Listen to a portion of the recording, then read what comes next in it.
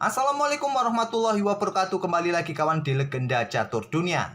Masih di turnamen Norway Chess babak pertama. Tadi kita melihat permainan Carlsen dalam permainan klasik yang harus tumbang oleh Fabiano Caruana setelah Magnus Carlsen sudah tidak menjadi juara dunia klasik lagi. Kekalahan pertama Magnus Carlsen setelah dia tidak menjadi juara dunia klasik. Dan sekarang giliran kita akan ulas permainan Alireza Firoza yang juga tumbang dalam permainan klasik menghadapi Domaraja Kukes.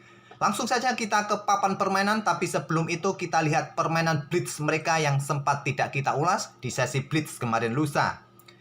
Saya skip di langkah ke-60 saat Alireza Firoza masih mempunyai 3 pion menghadapi kuda, hitung-hitungannya masih bisa remis. Selepas Raja Putih C4 oleh Kukes, Raja D6, kuda E4 skak, Raja E5, pion jatuh, kemudian pion A3 dikejar oleh Raja. Raja hitam mulai mendekati pionnya sendiri untuk mengawal pion di sisi kanan. Raja ambil pion A3 dan pion H5. Pada poin ini permainan masih bisa remis dengan langkah presisi. Kukes tidak menemukannya. Dia melangkah Raja B4. Langkah terbaiknya kuda B3, kuda D3 skak ataupun kuda ke peta E6 skak. Coba kita lihat saja dengan kuda ke peta D3 ataupun ke peta D6. Nanti ujung-ujung diagramnya mirip kawan. Nanti kuda masih bisa mengawal pion bersama rajanya nanti. Kalau diteruskan ya tinggal raja versus raja. Coba kita lihat ke peta D3 skak ini. Kalau raja ini mendekati kuda kawan, mencoba mengeliminasi kuda, ya tinggalkan saja bergerak ke peta E5. Kalaupun di sini raja ini mencoba tetap mengawal pion, anggap contoh ke peta G3 agar pion ini segera mendapat kawalan, ya kalian tinggal bergerak ke peta C5 terlebih dahulu. Kalau pion mulai didorong, dan di sini kalian bergerak ke peta E4 skak. Ya nanti ujung-ujungnya hampir sama kawan. Raja mungkin bergerak ke peta G2 di sini. Kalian bisa bergerak ke peta G5 untuk mengawasi laju pion. Dan cukup sudah untuk menghadang pergerakan pion. Tinggal raja versus raja. Kalaupun di sini kalian didekati oleh raja, ya tinggal skak mondar-mandir terus sampai kuda beranak kawan. Tetap nanti mondar-mandir saja. Kalau menggunakan variasi lain tadi kuda ke peta D3 dan seterusnya kawan didekati oleh raja, nanti posisi kuda ini ke peta G4, pion ada di peta H3, sama nanti ada potensi garbuan juga di peta F1 jika dilanjutkan. Sampai kuda beranak ini, pion tidak bisa promosi kawan. Oke, kita ke permainan klasik saja. Kalian bisa otak-atik sendiri. Variasi di mana langkah aslinya tadi raja ini bergerak ke peta B4. Kalau tadi bergerak kuda ke peta D3 ataupun ke peta E6, banyak variasi yang bisa kalian coba. Tapi tadi Kukes memilih rajanya ke peta B4 dan sudah tidak mempunyai kesempatan untuk mengejar pion. Dan di posisi inilah Kukes menyerah di langkah ke-68. Sudah tidak ada cara lagi, petak lagi bagi kuda ini untuk mengawal pion ini kawan. Oke, sekarang kita ke permainan klasiknya. Firoza pegang putih, pion E4, pion E5, dan kita temui pembukaan Italia Giorgio Piano. Dan di sini tidak memilih jalur utama dengan pion C3 kawan, tapi memilih dengan pion D3. Kalau jalur utamanya mungkin kalian sudah hafal dengan pion C3 terlebih dahulu, setelah kuda F6 baru pion D3. Kalau kalian dobrak petak pusat ya diterima oleh hitam. Mungkin kalian dorong pion ini, balasan hitam adalah pion D5. Kalau di sini kalian melanjutkan pukul balik, gajah ke B4 skak kawan, dan seterusnya. Mungkin kalian sudah hafal. Memilih variasi nomor 3 dengan pion D3, baru kuda F6, rokade, pion D6, baru pion C3 untuk mendapatkan kontrol peta gelap D4. Dari ancaman seperti gajah G4, taktik seperti ini mungkin kalian sudah mengetahuinya kawan. Kuda bersama gajah tekan kuda F3, taktik sederhana. Atau dengan pion C3 ini dukungan pion pusatnya nanti, dukungan bagi pion lajur B-nya. Dan di sini pion A5 menghentikan laju pion. Rokade di langkah berikutnya juga merupakan dua pilihan yang kuat kawan. Tapi bermain dengan pion H6, langkah yang sering juga dimainkan. Jelas kontrol peta G5 dari aktivitas gajah yang coba pressure kudanya. Di sini pengembangan kuda B ke D2 lanjut Firoza. Ada pion A5, jelas tujuannya seperti yang saya sebut tadi. Benteng E1 sekarang oleh Alireza.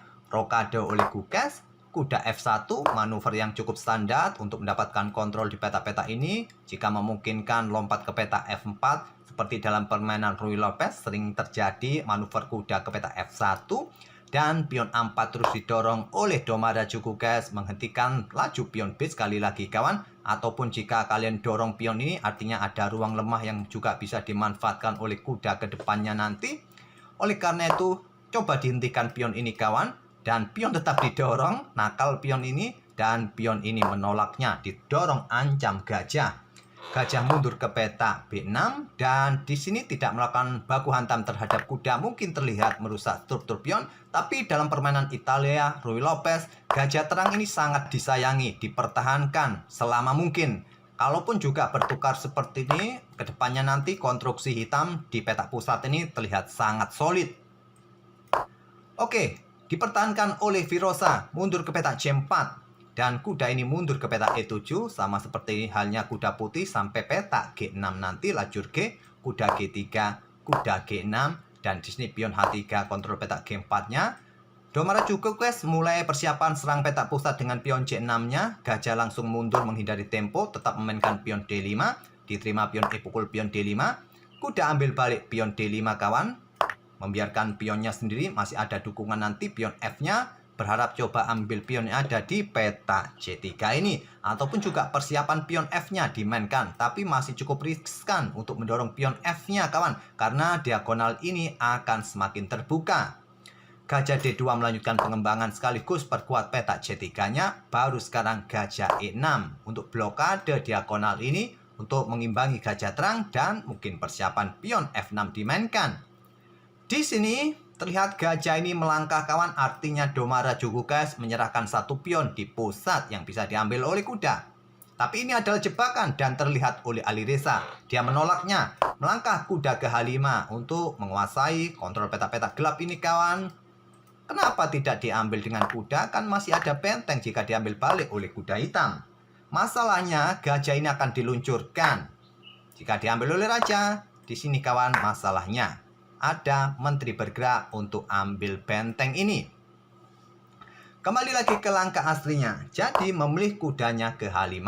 Ada gajah C7, bukan langkah yang kuat. Langkah yang kuat adalah dengan menteri D6. Menjaga pion, segera mengkoneksikan kedua benteng. Gajah tetap dalam posisi coba mengebin pion F2. Mungkin menteri ke petak C2, balasan putih. Memilih dengan gajahnya ke petak C7 dan di sini pion D4 dan diterima pion E pukul pion D4 untuk membuka diagonal ini, diikuti menterinya nanti kawan. Dan di sini kuda ambil balik pion D4, coba tekan gajah agar hitam tidak mempunyai gajah terang lagi, memaksanya untuk mundur kawan. Bukan pilihan terbaik, melewatkan sesuatu, atau mungkin sudah dikalkulasi oleh Alireza Firosa, variasi dengan gajah ambil pion H6.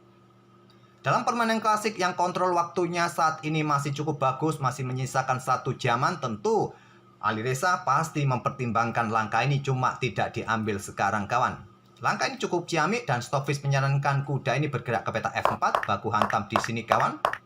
Apabila gajah ini tadi yang meluncur ini diambil oleh pion, maka menteri ambil balik pion D4, ancaman skakmat. Kalau blokade dengan pion ini, gajah tidak ada yang mengawasinya. Dan di sini bisa kalian ambil dengan benteng. Kalaupun di sini dengan kuda, artinya kuda ini hanya satu yang menjaga. Kalian ambil dengan kuda tempo skak, kalian unggul tempo.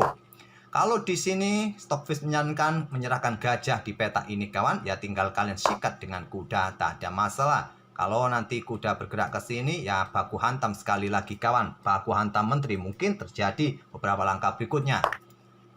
Mungkin sudah dikalkulasi, dipertimbangkan, cuma tidak diambil oleh Alireza. Dia memilih bermain di pusat dengan kuda ambil pion D4 dan menteri naik ke petak D6.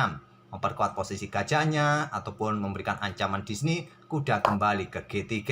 Ada benteng AD8, perkuat lajur pusatnya. Di sini menyerahkan gajah kawan dan diterima oleh Alireza. Kuda ambil gajah E6, diambil balik menggunakan pion. Selanjutnya menteri ini keluar ke petak G4, ancam kuda, ancam pion.